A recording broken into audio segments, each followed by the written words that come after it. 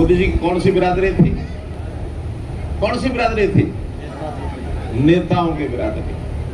कि नेताओं की छवि खराब है इस देश में, इसको मुझे ठीक करना है।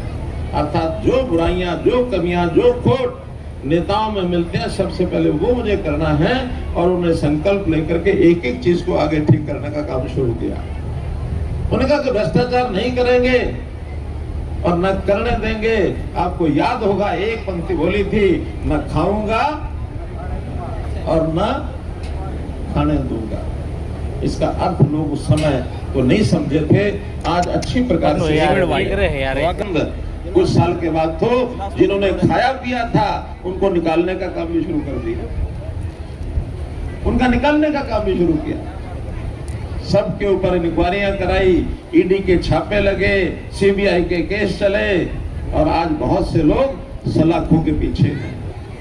बहुत लोग हाथ जोड़ते फिरते हैं, भाई कोई बात नहीं, गलती होगी मुझे बचा लो। ऐसे लोग आज भी आते हैं, क्योंकि वो काम कंप्लीट हुआ नहीं।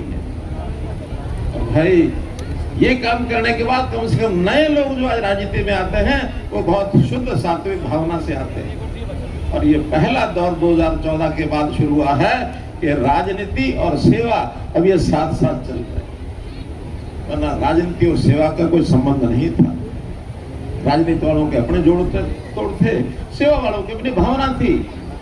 तो वो थोड़ा बहुत कभी आके चलो सेवा वालों के ऊपर उपकार कर गए, कुछ 10-5 हजार रुपया दे के भाई थोड़ा ये ले लो, तुम भी थोड़ा ठीक रहना, और जब कभी वोट की बात आए तो मेरी बात कर देना। वहां भी दान देते समय वोट की चिंता पहले करते थे। लेकिन आज देश का बड़ा नेता, चाहे सामान्य नेता, हर किसी के दिमाग में समाज की सेवा की भावना ये जुड़ी है। मोदी जी ने अपने आप को कहा कि मैं देश का प्रधानमंत्री नहीं हूं, बल्कि मुझे प्रधान सेवक कहो। और जब भ्रष्टाचार के ऊपर अंकुश लगाया तो तब उन्होंने कहा कि मैं देश का प्रधान चौकीदार हूं, मैं इस देश की चौकीदारी करूंगा, देश में से किसी को लूटने नहीं दूंगा। और आज दुनिया के लोग खोज कर रहे हैं कि इस देश में बदलाव क्या क्या आए हैं। तो आज बदलाव ये हैं, देश का अधिकांश नागरिक वो अपने लिए बाद में सोचता है, देश के लिए पहले सोचता है, देश के लिए पहले सोचता। कभी भी कोई संकट आया, जो बड़े नेता संकट के समय अपील करते हैं, या तो इस देश में अपील की थी लाल बहादुर शास्त्री ने। देश के ऊपर एक संकट आया था, अन्न का संकट, अनाज कम हो गया। लाल बहादुर शास्त्री ने कहा कि मैं देश के लोगों को कहता हूं भाई हफ्ते में एक टाइम खाना छोड़ दो।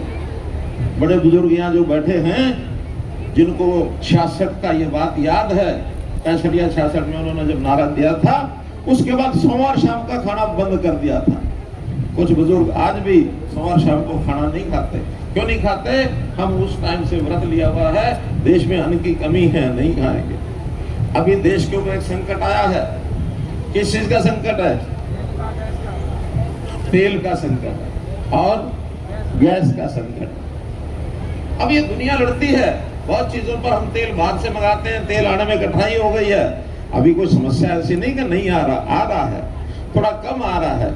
अगर ये अपील पर ध्यान नहीं दिया तो फिर ये समस्या बढ़ सकती है। मोदी जी ने अपील की, गाड़ियां कम कर दो, सार्वजनिक वाहन उसका उपयोग करो, गाड़ी छोड़ के बस में आओ। कार भी आ रही है तो पुलिंग करके 3-3 4-4 लोग इकट्ठे आओ। मोटरसाइकिल पर भी अकेला आदमी ना चले, 2 आने जाने में जो लोग जानकार होते हैं उनको बैठा के लाओ। मेट्रो पर चलो, ट्रेन में चलो। और बहुत लाखों लोगों का समाचार हमारे पास है कि जिन्होंने इस पर काम करना शुरू कर दिया।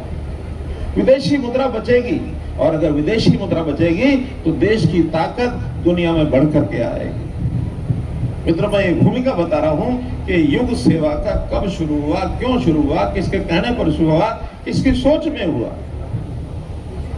और अगर मोदी जी के काम से भी पहले हम जाएं, जहां से हमको प्रेरणा मिलती है। हमारे यहाँ बड़े विचारक हुए जो भारतीय जनसंघ के समय इस पार्टी का नेतृत्व कर रहे थे, उनका नाम था पंडित दीनदयाल उपाध्याय। उनसे पूछा जाता था कि बोलो समाज कैसे सुखी होगा। उनका बहुत सिंपल है, समाज में हर तरह के लोग रहते हैं, कुछ अच्छी कमाई वाले, कुछ मध्यम कमाई वाले, कुछ कम कमाई वाले, यानी जो पायदान पर आखिरी में खड़े हैं, सीढ़ी पर जो सबसे नीचे खड़े हैं, जो ऊपर चढ़ने के लिए ऊपर चढ़ना चाहते हैं, लोग धक्के मार कर अनुवार कर देते हैं, उनको रास्ता ही नहीं दिखता। आप शासन के माध्यम से या संस्थाओं के माध्यम से उस गरीब आदमी का अंतिम पायदान पर खड़े हुए आदमी की सेवा करना शुरू करो, उसको आगे बढ़ाना शुरू करो, तो देश की समस्याएं हल हो जाएंगी।